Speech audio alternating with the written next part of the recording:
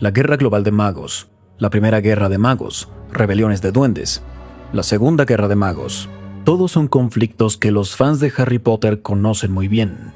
Pero, ¿y si les dijera que hay otra guerra en la historia de Harry Potter, que es parte del canon, por cierto, y de la que nadie habla?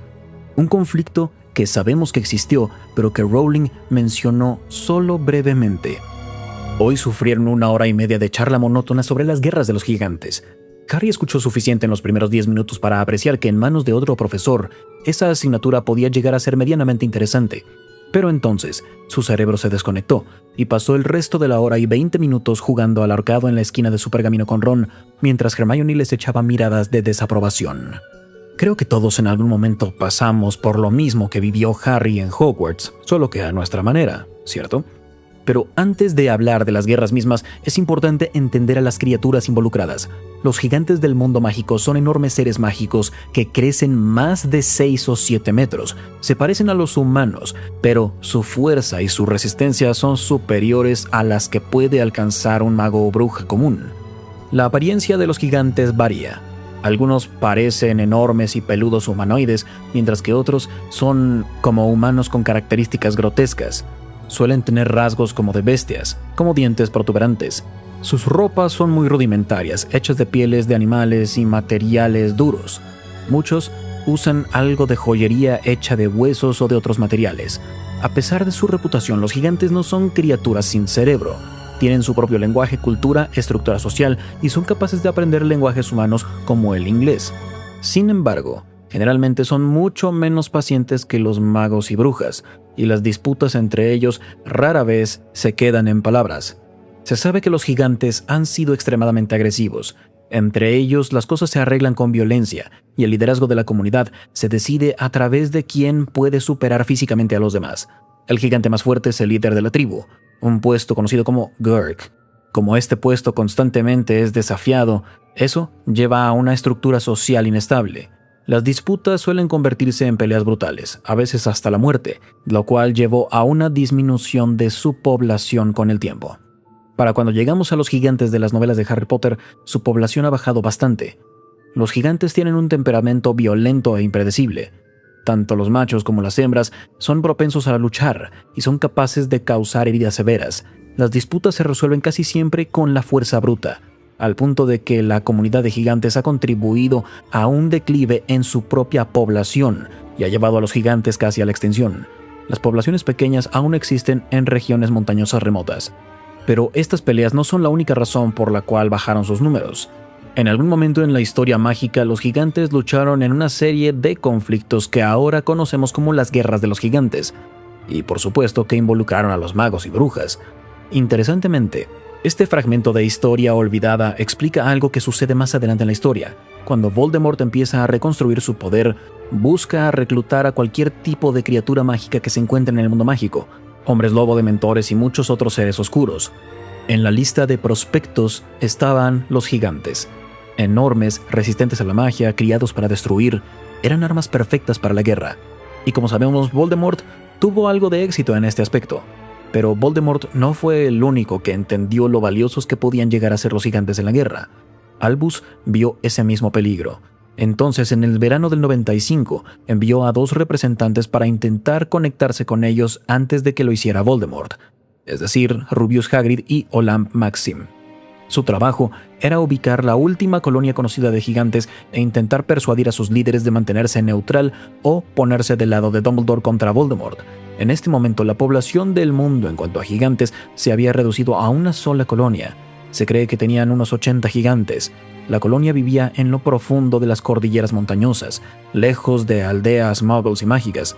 Como todas las colonias de gigantes, esta tenía un Gurk gobernante, un líder que tenía autoridad sobre todo el grupo, y cuando Hagrid y Maxim llegaron, el Gurk era alguien llamado Carcus. Hagrid sabía cómo funcionaba el liderazgo de los gigantes, manejó la situación con cuidado. En lugar de hablar de inmediato sobre alianzas, primero le dio a Carcus regalos de Dumbledore. Estos regalos tenían la intención de mostrar respeto y buena voluntad, algo que los gigantes están dispuestos a escuchar. Durante varios días, Hagrid y Maxim regresaron para reunirse con Carcus y le ofrecieron más regalos. Dumbledore quería que fuera muy lento. Quería que vieran que cumplimos nuestras promesas, volveremos mañana con otro regalo, y cuando lo hagamos volveremos al día siguiente con uno más. Eso deja una buena impresión. Les da la oportunidad de probar el primer regalo, y si es uno bueno, les dejas con ansias de más. En todo caso, a los gigantes como Carcus, si los sobrecargas de información, te matarán para simplificar las cosas. Así que nos despedimos y llegamos a una pequeña cueva para pasar la noche. Y la siguiente mañana, regresamos y Carcus nos estaba esperando con ansias. La estructura social de los gigantes es inestable por naturaleza. El liderazgo de los gigantes es constantemente desafiado, y la autoridad constantemente cambia de manos a través de la violencia. Al mismo tiempo que Hagrid y Maxim intentaban negociar, Carcus fue derrocado por otro gigante llamado Golgomath, quien tomó el control de la colonia. Según la costumbre de los gigantes, un nuevo Gurg no necesariamente honra las relaciones ni acuerdos del líder previo. Cuando Golgomath tomó el poder, Hagrid y Maxim debieron empezar el proceso de negociación desde el principio. Al mismo tiempo, Voldemort ya había enviado a mortífagos a la colonia. Estos mortífagos se acercaron a los gigantes con una estrategia diferente. En lugar de regalos y diplomacia, fomentaron el conflicto entre los gigantes e intentaron ganarse su favor con un nuevo liderazgo. La situación en la colonia se volvió rápidamente caótica. Los gigantes luchaban entre sí por el dominio. Con el tiempo, la violencia llegó al punto en el que Hagrid y Maxim fueron obligados a irse de las montañas por su propia seguridad. Desafortunadamente, a pesar de sus mejores esfuerzos, la mayoría de los gigantes se alineó con los mortífagos. Y sospecho que la disposición de los gigantes de escuchar a Voldemort quizá tuvo algo más profundo. Durante generaciones han sido cazados, ahuyentados de sus territorios y han sido tratados como criaturas peligrosas en lugar de como parte de una sociedad. Y mucha de esa historia se puede rastrear a los primeros conflictos que mencionamos antes, las guerras de los gigantes. En algún punto en el pasado, las relaciones entre los gigantes y el mundo mágico se deterioraron al punto de que se desató la guerra entre ambos bandos. Los detalles de este conflicto nunca se describen de manera detallada, pero el resultado parece claro. Los gigantes gradualmente perdieron el territorio que alguna vez ocuparon y fueron obligados a retirarse a ubicaciones remotas en las montañas, lejos de aldeas humanas. Como resultado directo de esto, lo que alguna vez fue una especie muy popular se redujo a un resto fragmentado. Desde la perspectiva de los gigantes, los magos y brujas no eran aliados ni potenciales socios. Eran las personas que los habían llevado a aislarse en primer lugar.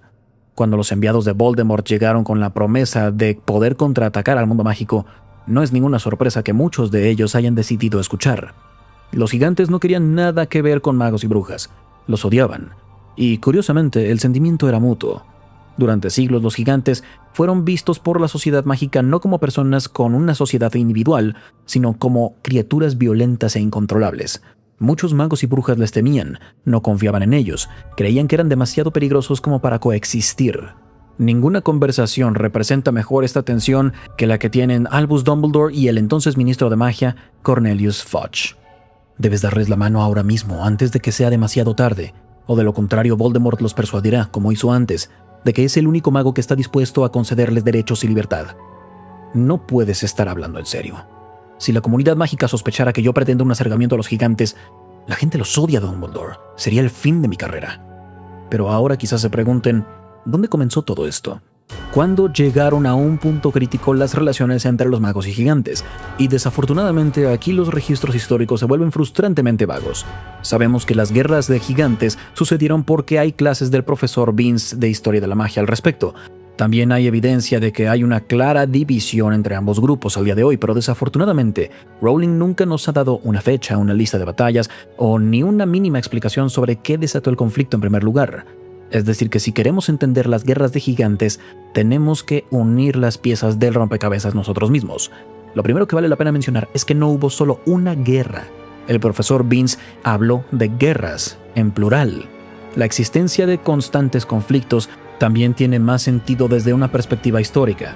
No puedo pensar en un punto más fuerte para la Primera Guerra que la época que rodeó la presentación del Estatuto Internacional del Secreto en 1692. Durante esta época, el mundo mágico estaba pasando por enormes cambios. Los magos se retiraban a vivir en secreto, los gobiernos se reestructuraban, las comunidades mágicas estaban más preocupadas por mantener ocultas a las criaturas mágicas de los muggles. Y, como podrán imaginarse, los gigantes no son muy discretos. El intentar mantener el secreto del mundo mágico con humanoides de unos 7 metros de altura es algo que deja la vara muy alta. A los gigantes tampoco les gusta recibir órdenes de los magos, entonces no es difícil asumir cómo aumentó la tensión. A los gigantes no les importa mucho la parte del secreto, y la Primera Guerra Mágica es el mejor ejemplo de que durante un conflicto, mientras estaban del lado de Voldemort, los gigantes fueron responsables de algunas de las mayores atrocidades en la comunidad Muggle. Incluso al día de hoy, se cree que los gigantes matan a montañistas muggles que se acercan demasiado a sus colonias. Esas muertes típicamente son consideradas accidentes trágicos de alguien que escala una montaña. Ellos crean sus propias reglas. Si las tribus atacaban aldeas muggles o simplemente se negaron a alejarse de áreas habitadas por humanos, las autoridades mágicas pudieron haber decidido que coexistir era algo imposible. Esa podría haber sido la chispa que inició los conflictos. Otra pista llega de lo que sabemos del declive de la población de gigantes. Para cuando llega la historia de Harry Potter, los gigantes están al borde de la extinción. Sus números han bajado al punto de ser solo una gran colonia, algo que no sucedió, por supuesto, de la noche a la mañana. La población colapsa a ese punto a través de enormes periodos de conflicto. Esto nos da más evidencia de que las guerras de los gigantes no eran solo una guerra, sino una serie de campañas que se lucharon en múltiples regiones a través de los siglos. En otras palabras, las guerras de los gigantes no eran necesariamente una guerra tradicional entre dos países, sino un esfuerzo prolongado a través de los gobiernos mágicos para eliminar a los gigantes del mundo mágico. Curiosamente, una de las bajas más grandes en su población ocurrió recientemente, relativamente. Como dije antes, los gigantes se pusieron del lado de Voldemort durante la Primera Guerra Mágica, cometieron algunos de los más brutales ataques contra muggles, y obviamente esto llamó la atención del Ministerio, no solo porque estaban cometiendo asesinatos brutales, sino porque estaban en riesgo de exponer el mundo mágico. El Ministerio respondió con agilidad y violencia. En este momento, los mejores aurores del Ministerio fueron enviados a cazar las tribus de gigantes en el Reino Unido. Muchos gigantes murieron con estas operaciones. Básicamente los gigantes perdieron, y eso obligó a los gigantes que quedaron a ocultarse. Ron incluso hace referencia a esto cuando explica qué pasó con los gigantes que alguna vez vivieron en el Reino Unido. Ya no queda ninguno en el Reino Unido. ¿Qué les pasó?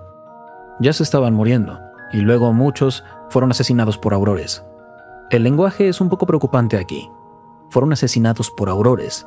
Es decir que, aunque hay un conflicto entre magos y gigantes, evidentemente, y eso puede rastrearse a través de los siglos, es posible que lo más destructivo de este conflicto haya llegado en la época moderna. Esto también significa que cuando Hagrid fue a pedir su ayuda, hablaba con los restos de una especie que había pasado siglos en conflicto con el mundo mágico. Y esto hace que su decisión de aliarse con Voldemort tenga más sentido. Y eso es todo por hoy. Espero que hayan aprendido un poco más de este conflicto mágico que ha sido enormemente ignorado en la historia de la magia, a menos que hayan puesto atención a las clases del profesor Binns. Si les gusta este tipo de contenido, no olviden dejar un like y suscribirse al canal, y también sus comentarios son más que bienvenidos. Hasta la próxima, recuerden, la magia florece solo en almas únicas.